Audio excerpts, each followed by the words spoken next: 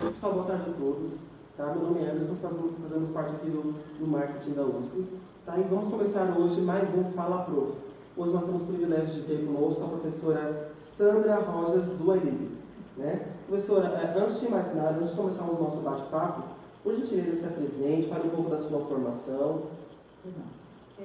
Eu sou Sandra, minha graduação é em biomedicina e acabei, no decorrer da vida profissional mesmo, trabalhando com pesquisa, acabei na área de alimentos, fui fazer minha pós-graduação no mestrado em nutrição humana num complexo que existe na USP, que é chamado pelo Instituto de Saúde Pública, Ciências Farmacêuticas e Economia. No fundo foi o que me direcionou da área de alimentos, que é a há 12 anos, sou autora de alguns materiais aí de referência para a implantação de boas práticas e sistema HACCP em empresas. Então, minha experiência profissional é mesmo atendendo à produção de alimentos. Vamos começar com algumas perguntas, né? Falar um pouco a respeito do profissional de nutrição. Tá? Então, você que está acompanhando, deixe as suas perguntas, né? Se você tem algum amigo que ele é da área de nutrição, marca ele, né? Convida ele para assistir, que certamente vai ser proveitoso e ele vai conseguir aproveitar bastante dessa live que é dentro do nosso Fala Prof. Professora, antes de mais nada, você pode falar um pouco a respeito do profissional especialista em alimentos? Então, o nutricionista, como você citou agora, é um profissional bastante solicitado para a área de produção de alimentos, principalmente em cozinhas industriais e serviços de alimentação. Mas hoje o mercado está absorvendo não só o nutricionista, mas como outras profissões, como o engenheiro de alimentos, o biomédico, o biólogo, o zootecnista, o engenheiro químico, em áreas de produção de alimentos. Porque a cadeia produtiva de alimentos é muito grande, né? Ela vai do campo até a mesa. Então, o nutricionista pode não ter conhecimento para a área de atendimento ao campo, mas ele pode sim atender a distribuição, né, por exemplo, de um empório que trabalha basicamente com hortifruti. Né? Por quê? Porque ele vai ter todo cuidado com essas boas práticas, de como receber melhor esse alimento, como armazenar melhor, ter menos perdas. Né? E hoje a gente está num momento que quanto menos quebra de matéria-prima você tiver, maior a sua chance de ter lucro. Né? Então o mercado de trabalho está absorvendo todos os profissionais. O nutricionista tem uma formação muito direta dessa parte de processo. Como eu disse, em toda a cadeia produtiva. Não é só o nutricionista, mas o nutricionista está sendo muito bem avaliado nesse aspecto. Perfeito. Professora, como você chegou a fazer uma menção, né, estamos passando por um momento de crise, né, e eu gostaria que você falasse um pouco a respeito da como a atual crise financeira tem afetado os profissionais dessa área alimentícia. Então, talvez assim, o maior indicador que a gente tenha seja essa dificuldade em administrar as perdas, principalmente os restaurantes têm. As indústrias trabalham muito bem com isso. Né? Elas sabem avaliar muito bem os seus processos, se programam muito bem. O serviço de alimentação não. Então, a experiência de todos nós aqui, você vai no restaurante, vai meio-dia, você vai encontrar lá 40 preparações. É óbvio que ele não vai comercializar essas 40, todo aquele volume até as 2 horas da tarde.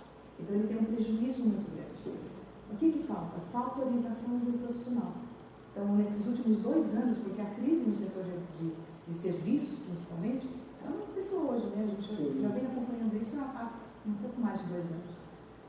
Quando existe um profissional que ajude a fazer os cálculos de como comprar melhor as mercadorias, as matérias-primas, como processar, como montar um cardápio e reduzir esse tanto de alimentos que vão ser desprezados, porque a maior parte dos alimentos que são colocados no buffet, por exemplo, todo consumidor adora aquele buffetinho, né? Você não imagina o prejuízo que isso faz com o restaurante. Às vezes ele tem que subir o preço para cobrir as perdas, mas se ele sobe o preço, o cliente foge. Então, é uma relação que precisa ser muito explicada. O profissional, o proprietário, ele não tem, às vezes, essa noção. Outro reflexo da crise é, eu fui demitido, eu tenho lá minha indenização 50, 80 mil reais, eu monto um negócio, eu monto um restaurante. Como se isso fosse realmente uma coisa fácil de ser feita. E não é. Eu preciso entender, né? Precisa saber. Existem leis, existem legislações na área de alimentos que muito produtor de alimentos desconhece. Então, ele casa, acha aquela cozinha suficiente para produzir 100 refeições, quando ele vê que está todo atropelado ali, perdendo mercadoria, não tem onde colocar equipamento. Então, o profissional, ele vem muito orientar como ele vai fazer isso. O profissional especialista, principalmente. Na pós-graduação que a gente oferece na casa, né, na USP, é extremamente destacado o papel desse profissional ajudando esse proprietário, né, esse investidor, muitas vezes é só um investimento. Ele espera retorno de muito tempo. Né, em um ano ele fecha o restaurante. A gente vê por aí muito isso, né? Abre uma casa nova, então um ano fechou. Um ano era o tempo de contrato dele, ele se aguentou e fechou cheio de dívidas. Por quê? Porque ele não conhecia as regras. Nós temos legislações na cidade de São Paulo, no estado de São Paulo, e legislações federais. Em outros poucos estados no Brasil existem legislações próprias. Mas para se produzir alimentos, existem regras também. Né? Não é o fato de eu ter uma tia boa cozinheira que significa que eu vou ter um bom restaurante. Né? Então, a presença de um profissional faz com que eles tenham essa visão. E muitas vezes a gente consegue salvar uma empresa só revisando todos esses critérios. Há uns anos atrás, quando nós vivíamos na fase da inflação, as pessoas estocavam mercadoria. Então a gente tinha uma empresa que recebia lá quilos e quilos de grãos estocados. Hoje não é necessário. Né? Quanto menos ele comprar, quanto mais ele fizer uma compra sequinha em cima daquilo que ele vai produzir, menos dinheiro está investido ali. Né? A gente brinca que o dinheiro da empresa está no estoque. Né? Ele tem que transformar aquilo em mercadoria, em produto pronto para ser vendido. Então, a crise trouxe uma necessidade de se rever processos. Então, os nossos alunos, muitos alunos foram contratados de forma assim, para fazer parte da empresa, como outros foram contratados como consultores. Como? Para ajudar a empresa a rever os seus processos e reavaliar como se conduzir durante a crise. Nós brincamos que todas as empresas que sobreviveram esses 2 anos, elas não quebram mais. Porque elas conseguiram, né, enxergar aonde estavam os ralos, né, onde estavam as perdas. Né? Entendi. Então, no caso, não é só saber administrar o negócio, tem que saber administrar toda a parte, né? Tratar o alimento. Sim, os processos mesmo, né? Então, as empresas têm que saber tudo isso. Professora, você que está assistindo, está acompanhando, deixa a sua pergunta, tá? A gente já vai trazer essa pergunta para a nossa mesa de debate. Tá? Outra pergunta, professora, qual que é a abrangência que os profissionais de alimentos podem atuar? Então, um pouquinho, já fui me adiantando, né? Mas toda a cadeia produtiva. Então, desde o campo até o serviço de alimentação, o profissional tem um espaço.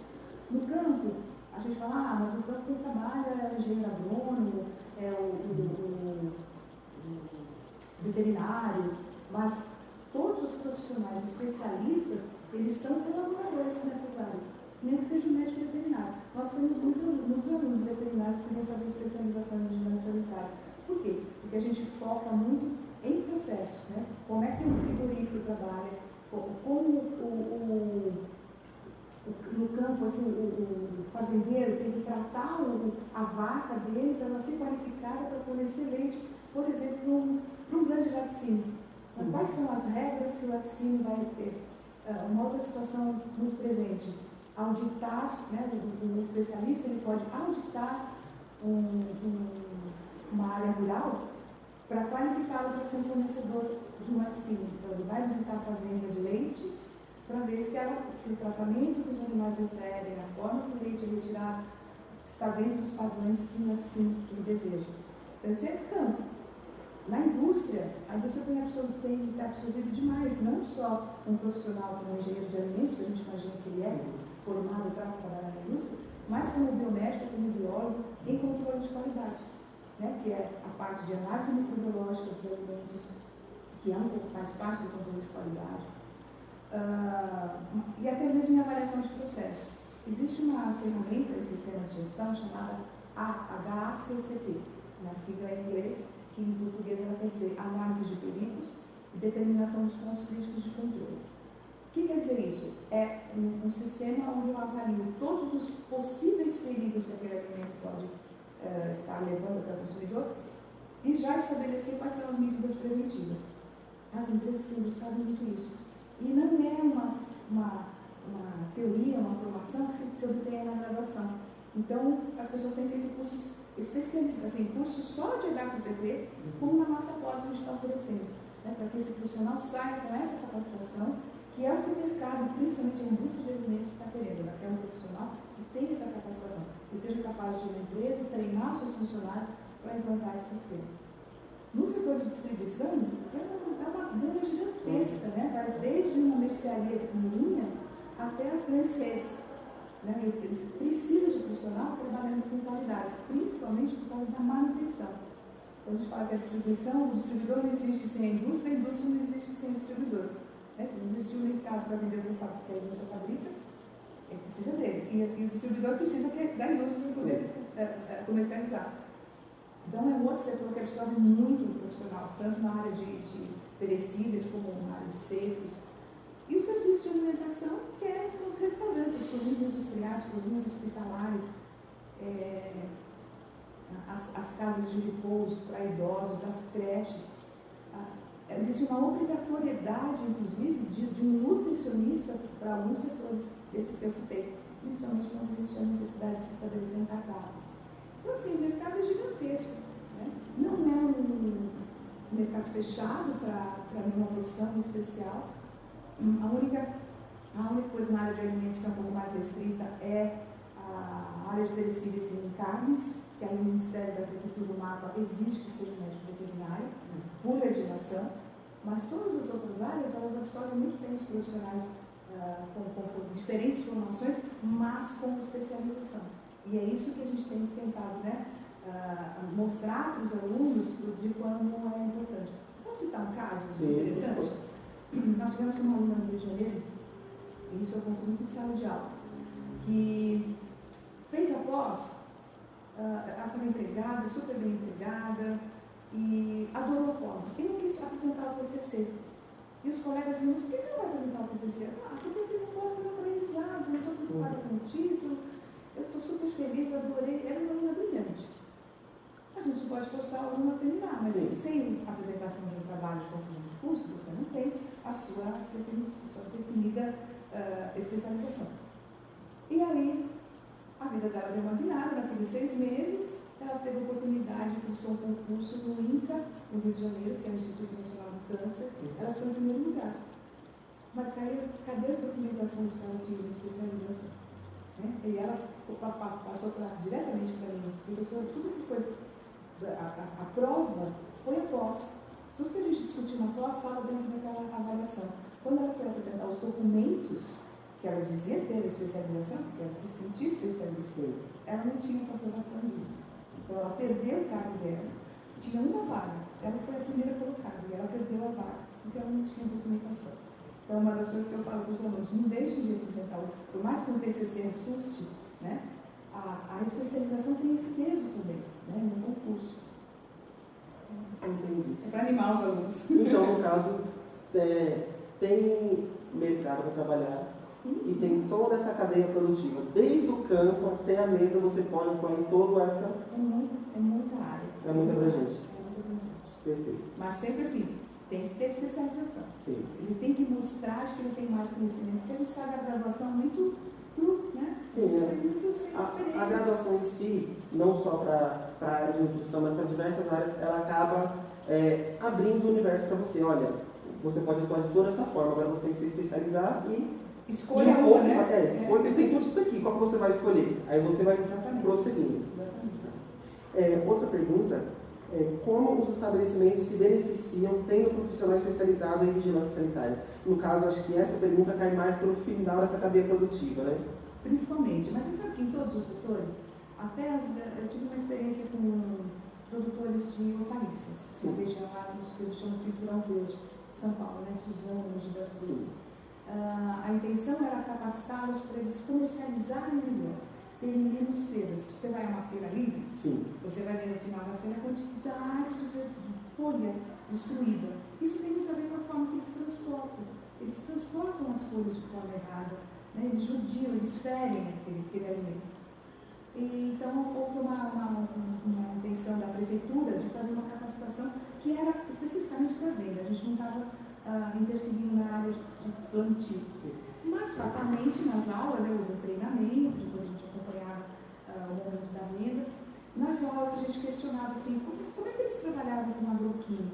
por exemplo, né, que é uma grande preocupação que a gente tem com os folhosos, é o que eles colocam naquela folha para ela não ser comida pelas pragas antes da gente comer, né? E a revelação foi muito colônia oriental, né, aquela região bastante colonizada por descendentes de japoneses, né? E eles diziam assim, não, a gente tem um coquetel. Eles misturavam químico A, B, C, D. Era uma confusão, né? E a gente sabe que essa confusão deixa resíduo no alimento, né? Eles não sabiam. Era um grupo grande, sabe? Gente jovem, gente idosa. Era o aprendizado da vida, né? Meu avô fazia, meu pai faz, eu faço também. E a intenção não era trabalhar com isso, mas como a gente viu que era a grande dificuldade deles, nós trabalhamos quais eram os agroquímicos adequados para folhosos, quais não podiam ser usados. Eles usavam produtos que são proibidos há 50 anos. Mas se alguém traz o Paraguai, não sei o quê, no Brasil não pode nem ser utilizado, porque são os organos fosforados. No Brasil eles são proibidos há mais de 50 anos. Eles usavam, mas porque eles compraram no Paraguai. E a gente explicou os danos, né? Não só para quem consome, mas para quem aplica, né? Porque eles são cancerígenos.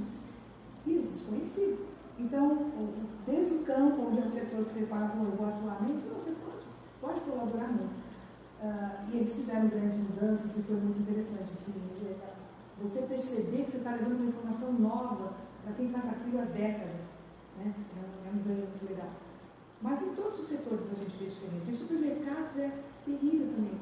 Eles têm uma quebra violenta, eles perdem, assim, em vegetais, eles chegam a perder 40% do que eles compram. Grandes mercados. Grandes mercados. Por mau armazenamento, por não saber armazenar, ou comprar mal.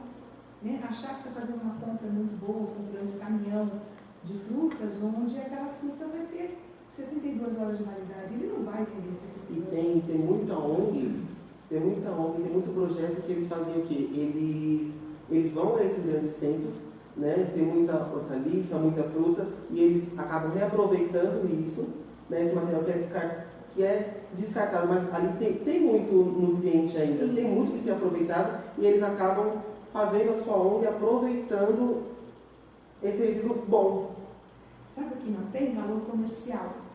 Ele não está no tamanho ideal, ele tem uma amassadinha de um lado. Nós, consumidores, olhamos aquilo e não vou pagar por isso. Mas ele é um alimento totalmente consumível. Né? Na casa da gente vai fazer o amassadinho e a gente vai comer do mesmo jeito. Mas lá no mercado, na feira, você não compra. Isso é uma coisa que a gente espera que em décadas a gente aprenda a fazer essa visualização de forma diferente. Né? Poder ter valores diferentes. Essa semana, não sei se você viu, o preço do tomate caiu tanto que o agricultor está destruindo, ele não está nem colhendo. Puxa vida, há 2 anos atrás a gente teve um problemão com o tomate, né? Você estava super alto. Então, é uma cultura que a gente tem de que se aquilo não me dá um lucro que eu espero, aquilo não dá para lixo. Estamos amadurecendo ainda, mas um profissional pode ajudar bastante. Até mesmo caminhando para uma. Perfeito. E no caso, você chegou a comentar e me bateu aquela curiosidade. Conseguiu reverter esse quadro da perca dos agricultores? Conseguiu da feira livre? Conseguiu aproveitar melhor? Lógico.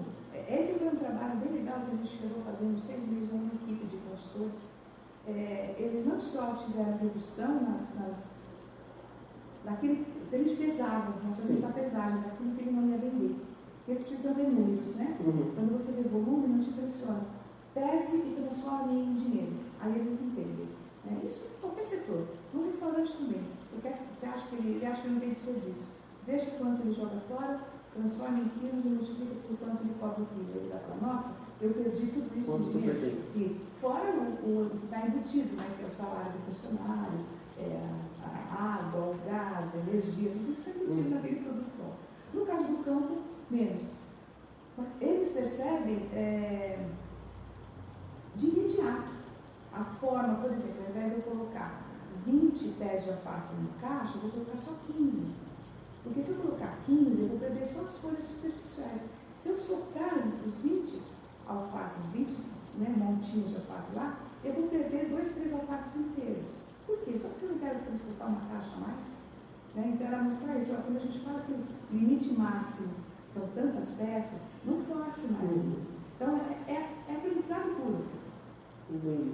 Professora, quais são, né, as atribuições do profissional especializado? Com a especialização, um profissional ele pode assumir a responsabilidade técnica, o que mostra que ele tem um conhecimento a mais.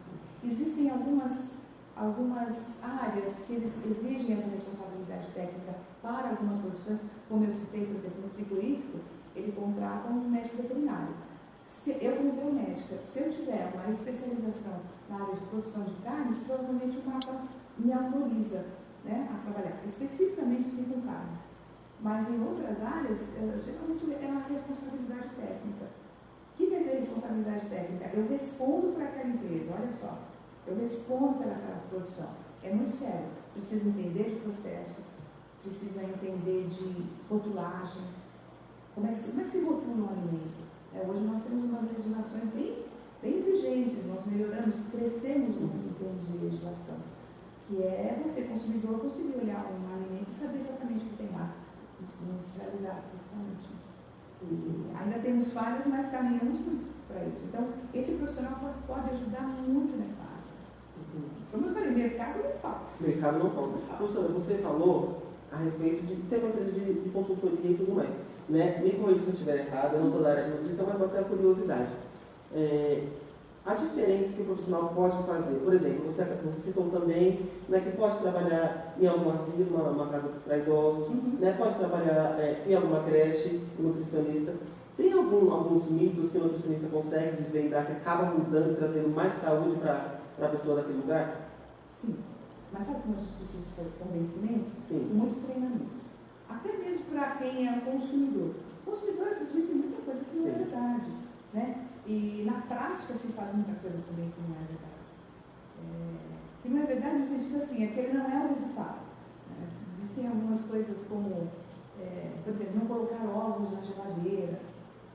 Não ia colocar ovos na geladeira, ele pode até ficar fora da geladeira se você quiser. Né? Ele vem lá da cidade de Bastos, caminhando num carro não refrigerado, chacoalhando, por que eu não posso colocar na porta da geladeira? Então existem alguns mitos, né, que a gente pode explicar dessa forma. Mas as empresas, nosso exercício de treinamento, por exemplo, eu sempre que eu faço consultoria, eu faço com treinamento. Eu preciso convencer e não dar ordem. A gente só faz o profissional mudar a conduta dele quando ele acreditar naquilo que você está falando. Então, quando a gente fala que um alimento tem que permanecer acima de 60 graus, não é só porque a lei fala isso, é porque existe um micro-organismo que, se a temperatura abaixar 60 graus, ele se torna hábil a se multiplicar, mesmo depois do alimento cozido. E todo mundo acha que cozinhou, fritou, assou, não tem mais nada. Não é verdade. E esse alimento é o arroz, que é um alimento de todos os dias. Né? E que as pessoas deixam esfriando em cima do fogão. Depois que esse alimento esfria, existe um micro-organismo que é natural do arroz. Qualquer arrozeiro que você compra, que eu compro bem, ele chama-se bacilos cereus. Ele vai se multiplicar, ele vai produzir uma toxina, toxina é um nome bonito para veneno. A bactéria vai morrer, porque vai chegar uma hora que ela não tem mais nutrientes naquele arroz, e a toxina vai permanecer naquele arroz. Aí você vai comer um arroz com feijão, um arroz com nem feijão. Um arroz, uma carne assada e maionese, e se você passar mal, você vai pôr em qual alimento? Maionese. Né? Porque todo mundo fala que a maionese é a grande vilã. E não, e foi o arroz. Entendeu? Então são coisas que a gente precisa convencer. A dona de casa não é muito difícil convencer. Ela fala, imagina, eu fiz isso a vida toda, não está funcionando. Só que você está com um lugar pequenininho, 3, 4 pessoas ali. Você põe no restaurante que passaram mais de 200 pessoas, pode acontecer com um ou outro. Né? Depende muito do estado de saúde de cada um, né? Da faixa etária, exatamente, que são as particularidades. Né? Então, convencer essas pessoas tem que ser dando exemplo, e não é fácil não, porque eles falam, imagina, eu sempre fiz assim, não funciona nada. Né? Entendi. Então, como eu disse, a atuação do profissional no ambiente ele traz muito benefício, né? Acaba desmistificando, né? E ensinando coisas novas, né? Passando coisas que, por exemplo, talos. A gente não utiliza muito talos, mas provavelmente deve ser um alimento muito rico em si. Nossa, faz parte do vegetal, a gente despreza porque não temos o hábito de consumir. é que o conhecimento faz toda a diferença. Está aí mais uma atribuição para o profissional. Sim. Né? Professora, eu gostaria de falar com você um pouco agora a respeito de legislação. Tá? Qual a importância do profissional estar atualizado com as novas legislações? Acompanhar tudo isso? Então, principalmente porque existem critérios nessas legislações. Esse exemplo que eu dei de manutenção a 60 graus consta na lei.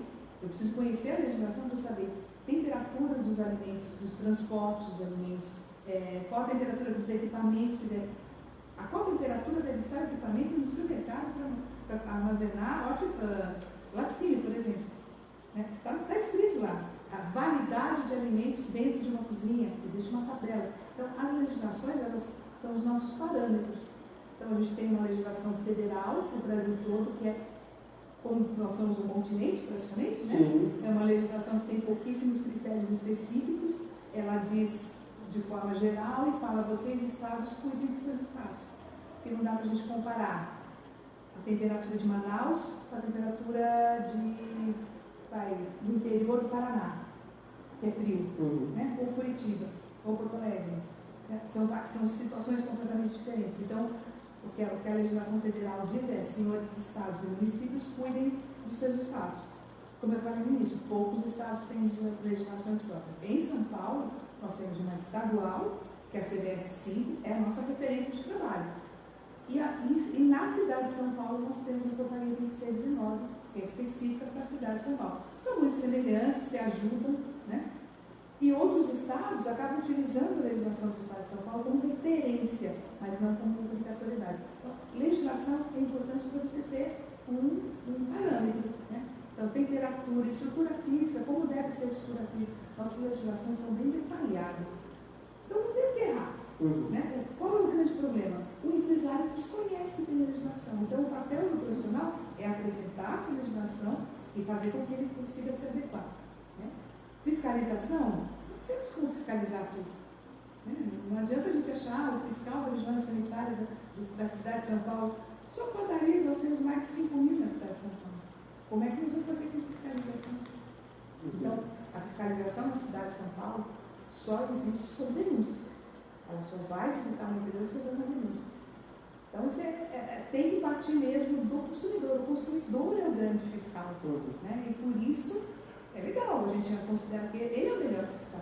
Ele é que vai dizer, eu volto ou não nessa empresa, porque o funcionário está de uniforme sujo, eu vi, pegou um alimento do chão e colocou de volta no balcão, a cozinha eu vejo que está suja. Hoje, as redes sociais, elas têm dado voz para o consumidor. O que a gente vê sites em si, sites especializados em denúncia, né? Você vai lá, você deixa a sua crítica, a empresa entra em contato com você, né? Isso o pessoal grava também, acaba postando na internet, acaba o pessoal comentando, né? Acaba tendo essa denúncia. A internet ela acabou dando voz para... É uma divulgação imediata. Sim. Né? E mesmo que a empresa não seja responsável por aquilo que vai contar, até ela conseguir se explicar, já foi, né? Aquilo já espalhou de tal forma. Então, assim, mais do que viral, exatamente. Mais do que nunca tem que se ter cuidado mesmo com o dia a dia na empresa. Então é isso. Você seguir as legislações, seguir os critérios, né, como você estava parando, mas são critérios, dificilmente a empresa vai errar. Né? Então, mas precisa da ajuda desse profissional, nem que seja para orientá-lo como seguir. Entendi. Professora, a gente já chegou a falar um pouco a respeito da perspectiva do profissional em si, falando um pouco do mercado, né, como é a atuação dele, o papel dele e se tem espaço para ele trabalhar. Tá? Quais são as suas perspectivas para a segurança alimentar e nutricional no Brasil? Então, quando a gente fala em segurança alimentar e nutricional, a gente está falando de uma coisa maior.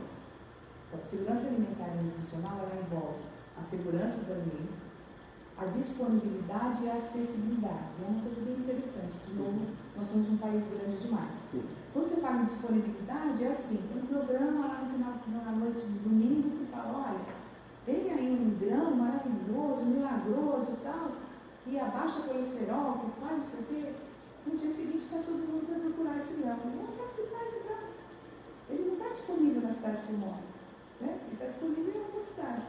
Então, a disponibilidade é tudo aquilo que é considerado saudável deve estar disponível para a população. Ou está disponível, mas é caro pra caramba. Então, não existe acessibilidade do consumidor para isso. Tem um exemplo bastante clássico, que é a presença de ômega 3, ômega 6, ômega 9, que são fatores nutricionais adicionais, né, de antioxidante. Se fala muito nisso nos últimos 20 anos. E se fala assim, olha, coma muito salmão, o salmão é rico nisso. Salmão é caro, né? Não é todo mundo que tem acesso. Sardinha também tem, olha só, e ela é bem barato. Né? E a divulgação fica em cima de um pescado que é muito saboroso, é maravilhoso, mas tem um custo alto. E não é em todo lugar do país. Você compra salmão, mas a sardinha lá você compra em qualquer lugar. Qualquer lugar. Né? Então, acessibilidade e disponibilidade. Eu ter recursos financeiros para comprar aquilo e eu encontrar. Se ele é difícil de encontrar, ele fica caro. Né? A lei de oferta. A lei de oferta e procura. No caso, a segurança alimentar e nutricional, ela tem que abordar esses três itens. Né? A disponibilidade, acessibilidade e a segurança do alimento. A segurança do alimento é não haver nenhum tipo de contaminação, seja ela química, né, como a gente falou dos agroquímicos, seja ela biológica, por algum micro-organismo, e todo alimento in natura tem contaminação, por isso os processos devem ser corretos. E contaminação física, que é fragmento de alguma coisa que é geralmente por falha nos processos químicos. Então, a segurança alimentar e nutricional é um balãozão que engloba grandes outros itens. Esses itens todos têm que se relacionar para você dizer que realmente eu consigo que a população tenha uma alimentação saudável, dentro dos padrões nutricionais adequados, recomendados pela Organização Mundial de Saúde, e segura do ponto de vista de não ter contaminação, de inocuidade, que é o que a gente fala. Perfeito. Professora, surgiu uma pergunta aqui nos comentários. Tá? Queria que ela não esteja tão vinculada ao mercado de trabalho, mas em si à nutrição. Tá? O Everton, tá? Ele perguntou se além do consumo de água, qual seria as demais formas de manter o corpo hidratado e ao mesmo tempo forte contra viroses, por exemplo. E deve ter que deve estar na praia, deve estar aproveitando suas férias. Então, muito sol. Então, a água é um hidratante direto, mas todas as frutas são ricas em água. Então, quando você consome uma fruta in natura, não um suco, mas a fruta, você está consumindo grande quantidade de água também. Algumas frutas possuem mais vitaminas que outras. Então, a vitamina C, por exemplo, a gente sabe que é um grande protetor de mucosa, né, superficial. Então, por isso que a gente fala que boa para nos defender ou curar resfriados, é porque ela age nessa periferia, mucosa superficial de respiração. Então, as frutas cítricas são as que possuem esses dois fatores, grande quantidade de água e ricas em vitamina C. Agora, a água mesmo é o melhor hidratante que a gente tem. Quanto mais água demais não faz mal. Porque se for demais, você excreta, não tem problema. Né? A gente não absorve água demais. Mas tem mais alguma pergunta? Ele complementou. Né? Ele perguntou quais são os prejuízos para quem tem uma alimentação não balanceada, como, por exemplo, jantar de madrugada, tomar café às 2 da tarde. Isso prejudica o nosso corpo de alguma forma? É uma questão bem nutricional mesmo, né? Embora eu não seja nutricionista, seja biomédica, acho que eu consigo responder para ele. Por favor. É assim, prejuízos que vai ter dependendo da atividade física que ele tiver. Né? Se a gente pensar existem profissões que o profissional vai jantar à noite mesmo, porque ele trabalha à noite, né? Ele tem umas inversões de atividades. Então, para ele, jantar, para o organismo dele, significa o momento que ele tem que agregar o cliente. Agora, se ele tem uma vida, trabalha durante o dia, né? Faz um lanchinho à tarde, e ele gasta energia, ele precisa dessa energia que ele consome, não tem prejuízo nenhum. Tudo vai depender de como é que é a atividade física dele. Né? Se ele é uma pessoa que, por exemplo, trabalha no escritório, fechadinho, sentadinho lá o dia todo, toma um cafezinho da tarde, acorda de madrugada, faz um jantar, ele está acumulando energia que vai se transformar, essa energia não vai ser gasta, isso vai se transformar em adiposidade. Em outras palavras, em gordura. Né? Então, na verdade, assim, a gente tem que consumir o equivalente àquilo que você necessita para sobreviver. Entendi. Os dois extremos são ruins. Consumir de menos te deixa enfraquecido, consumir demais te faz fazer uma reserva. Você não usou, avaliação é essa. E a periodicidade, por exemplo, uma pessoa que ela tem uma vida desregrada. Ela almoça hoje um horário, amanhã outro, depois outro. Ela acaba intercalando, não tem tanto esse cuidado de ter um período. Na verdade, se a gente conseguisse consumir alguma coisa a cada 3 horas, você nunca sentiria fome, em nenhum momento do dia. E à noite você tem um período de 6 a 8 horas de repouso total. Pode-se comer a cada 3 horas, eu não posso fazer uma refeição a cada 3 horas. A gente tem que ter 3 refeições bem feitas, né? Seria café da manhã, um almoço e um jantar. Se eu tenho uma atividade física 0 à noite, por exemplo, trabalhei o dia inteiro, chego em casa, janto e me jogo no sofá. Eu não preciso fazer uma terceira refeição. Mas a cada 3 horas, uma pessoa que é desregrada, ela pode ter sempre assim, uma fruta, alguma coisa integral, assim, que não seja só calórico, né? Uma barra de cereais, essas bolachinhas hoje que são ricas em fibras, porque ela vai dar mais energia do que caloria. A cada 3 horas, um desses intervalos é a refeição. Então, não importa que a refeição seja às 4 da tarde, desde que ele não tenha ficado sem se alimentar do café da manhã até as 4. E o que acontece? O organismo dele começou a reservar. Né? Ele tirou de ficar circulando para reservar. Por quê? Porque ele não disponibilizou o nutriente. O corpo da gente faz tudo sozinho, a gente só atrapalha. Mas comer a cada 3 horas é uma recomendação, inclusive, de nutricionistas. Né? E que eu consigo explicar do ponto de vista fisiológico. Você está sempre com alguma coisa disponível. Então o organismo metaboliza e excreta, não precisa fazer reserva. Então, o Everton entendeu. Eu espero que tenha respondido a sua pergunta. Como a professora disse, ela não é nutricionista, mas a pergunta ficou extremamente bem respondida. Ficou claramente para mim. Professora, uma dúvida que me surgiu, um pouco a respeito do mercado, um pouco a respeito da pós-graduação. Quem é o profissional que acaba te procurando mais? Tem algum profissional específico? É um profissional de nutrição, mas a atuação dele, ele atua em alguma ONG ou é variado? Olha só, a gente tem tido profissionais, por exemplo, pessoal formado em enfermagem, procura pós porque ele trabalha com hemodiálise. Então ele tem um profissional, ele tem uma preocupação muito grande com a qualidade da água, ou então ele trabalha em enfermagem, mas porque ele trabalha junto a banco de leite, ou então o próprio lactário. Banco de leite é uma reserva, né, de leite humano para crianças. O setor de enfermagem, vários enfermeiros têm procurado. E a gente pensava assim, não, a vigilância sanitária não vai ter relação com a enfermagem, mas tem. A gente tem tido profissionais da área química, engenheiros químicos, procurando após, em função, porque ele está trabalhando numa empresa de aromas. Então, ele é um engenheiro químico, mas ele está produzindo um substrato para fabricação de alimentos. Então, ele precisa conhecer esse universo dos alimentos, embora a formação dele seja muito diferente. Então, os profissionais que procuram a gente têm sido das mais variadas áreas e sempre assim, mas ligado muito à saúde, né, à saúde pública.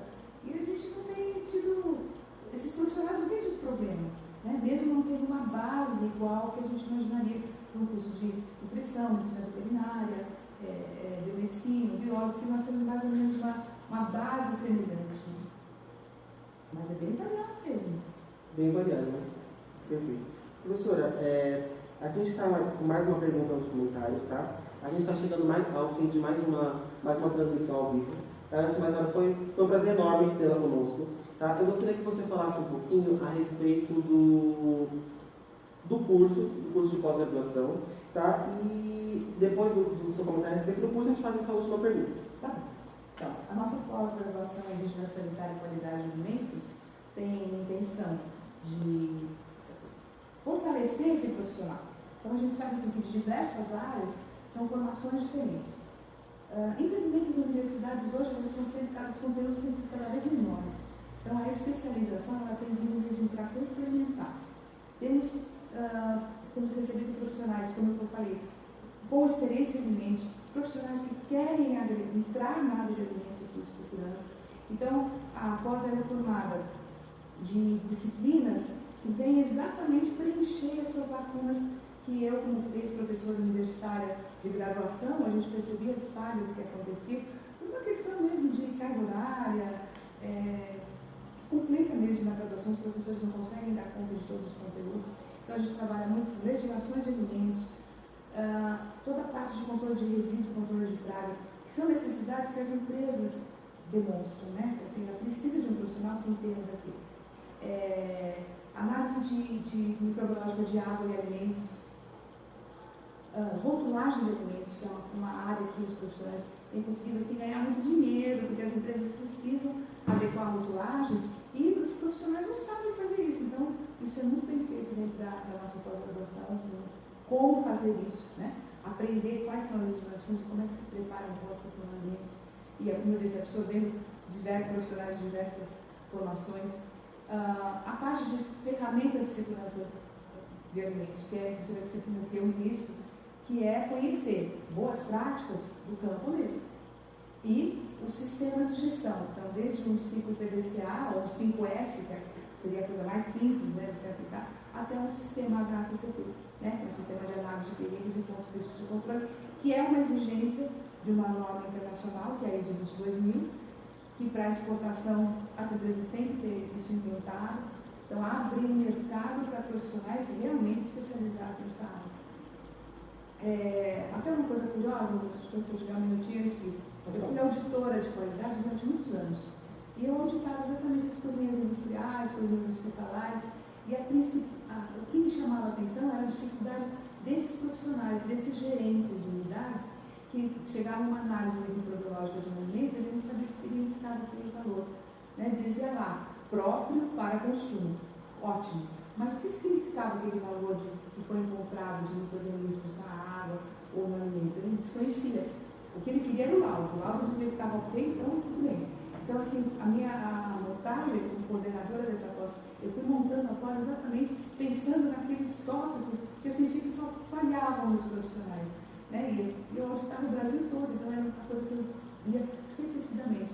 Então, na verdade, a gente sabe que a pós faz isso, ela completa, né? Ela completa uma formação, alguns precisam de mais conteúdos, outros precisam de menos, mas a gente tem certeza que está especializando mesmo esse profissional. Perfeito. Então, aproveitando esse comentário, surgiu mais uma pergunta aqui. Olá. Vamos responder essas duas perguntas. Tá? Mas você que surgiu interesse, entre no site da USP, veja os cursos na área de nutrição, veja se é isso realmente que você procura. Tenho certeza que se você procura uma especialização, né, para te deixar melhor preparado para esse mercado, que já comentamos aqui, tem campo para se trabalhar, com certeza você vai encontrar. Tá? Então, professora, obrigado. Vou fazer a primeira pergunta, é da Jéssica. Tá? Ela perguntou qual área específica de atuação do nutricionista que está em alta e vem ganhando espaço no mercado. Olha, vou destacar que é exatamente a confecção de rótulos para as empresas. Não só para serviços de alimentação, por exemplo, as padarias hoje, elas fabricam muitos alimentos.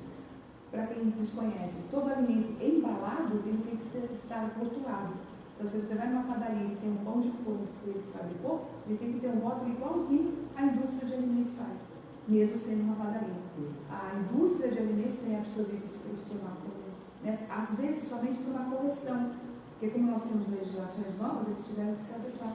Então, acho que o pedacinho do mercado que mais está puxando o profissional para a atividade é a confecção de rótulos para alimentos. Perfeito. Outra dúvida que é da Kelly, ela perguntou quais as ferramentas na gestão da segurança de alimentos? Ferramentas. A gente fala assim, você chega numa empresa que é o básico, é aplicar um 5S. 5S é um sistema criado no Japão pelas donas de casa para você reduzir empilhamento de coisas, desorganização, para você partir do que a gente chama de boas práticas de fabricação, boas práticas de manipulação, como quiser. Que é porque a gente fala que na pirâmide de qualidade, ela é a base, né? Eu preciso ter boas práticas, eu preciso ter os procedimentos operacionais padronizados, implementados, quer dizer, acontecendo na empresa, isso a gente chama de POP, né? POP, com as boas práticas e, tendo isso, já buscar um sistema de gestão de segurança que é o da ACCP. Essas são as ferramentas básicas. E essas dificuldades que as empresas têm, que elas não têm isso. Perfeito. Professor, então eu gostaria de agradecer a sua participação. Tá? Pessoal que assistiu agora, enquanto a gente fazia a entrevista, que vai assistir posteriormente, né, tiver alguma dúvida, deixe nos comentários, entre em contato conosco, que a gente faz o possível para tentar responder, para sanar a sua dúvida. Tá? No demais, curtam a nossa página, compartilhem esse vídeo para que possa chegar a mais pessoas, possam ser beneficiadas com esse vídeo. Tá? Eu gostaria de agradecer a todos que participaram e até o próximo Fala Prof.